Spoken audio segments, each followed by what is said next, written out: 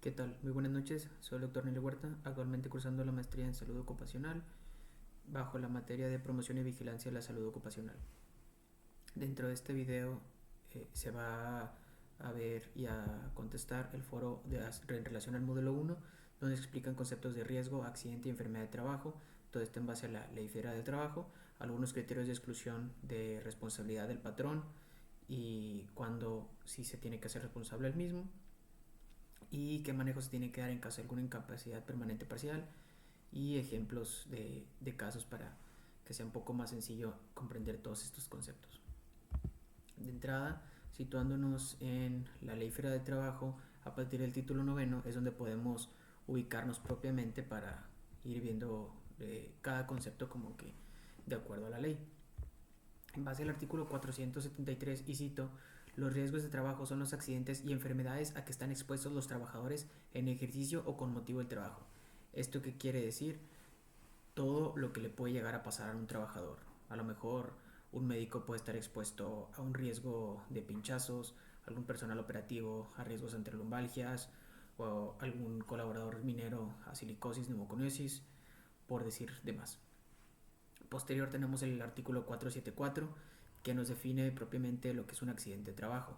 Es toda lesión orgánica o perturbación funcional inmediata o posterior, la muerte o la desaparición derivada de un acto delincuencial producida repetidamente en ejercicio o con motivo del trabajo, cualesquiera que sea el lugar y el tiempo en el que presente.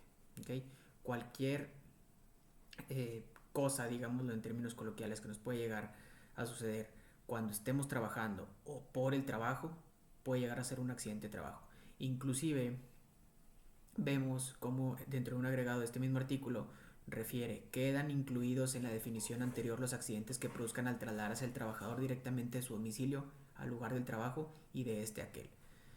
Entiéndase que también los accidentes de trayecto corresponden a algún accidente de trabajo.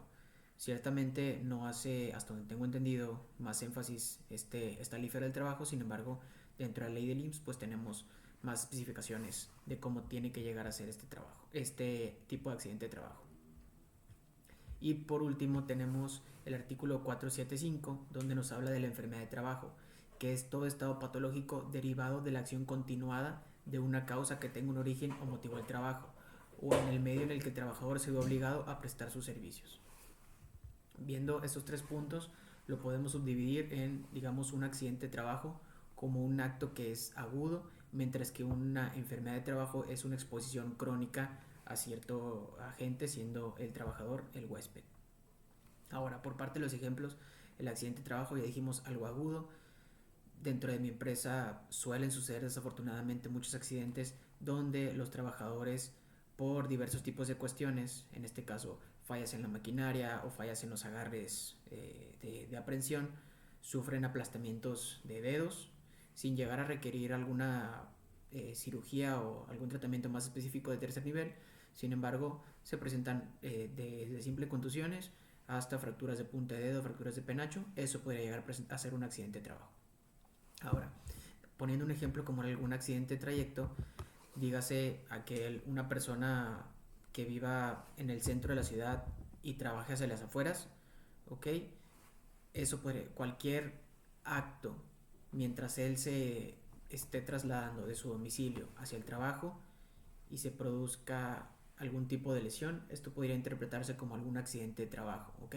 Mientras el trayecto sea continuo, coherente y lógico. ¿Verdad? Digamos que el compañero desafortunadamente sufre un choque o inclusive lo que también pasa dentro de algunas empresas es que las propias empresas cuentan con transporte privado y ese transporte sufre algún choque, hay alguna falla, presenta algún frenón. Ese tipo de cuestiones también podrían entrar como algún accidente de trabajo. Y por último, un acto desafortunado que se ha presentado dentro de al menos mi estado es hace un mes aproximadamente se tuvo el prensamiento de dos trabajadores en la empresa Carrier. Eso es un claro, evidente de accidente de trabajo. ¿Por qué? Porque hubo una lesión orgánica inmediata y desafortunadamente la muerte de dos trabajadores dentro del estado de Nuevo León. Ahora, cambiando hacia la definición de enfermedad de trabajo, tenemos en cuenta que es derivado de una acción continua a causa de su origen o motivo del trabajo. Dentro de mi empresa, igual como ya les comentaba, hay grandes áreas donde se puede llegar a laborar, siendo alguna de estas donde hay mucha vibración y mucho martilleo. Se han presentado inclusive enfermedades de trabajo donde el IMSS nos hace llegar a estos formatos correspondientes con ST9, alegando evidentemente el trabajador que su padecimiento actual, yéndonos enfocados, perdón, a un síndrome del túnel carpiano, pues se ve asociado a ese tipo de actividades.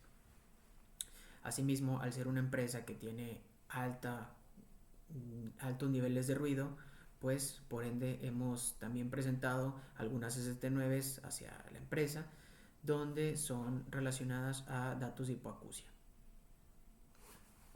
y alguna otra enfermedad que se puede ver también ahí relacionado, como lo comentaba, generalmente hacia población minera, trabajadores mineros.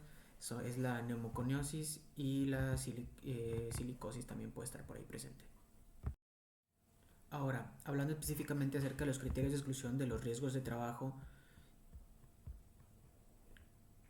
para que el patrón, digamos, no sea el responsable, tenemos que hay cuatro, de acuerdo al artículo 488 de la Ley Federal de Trabajo.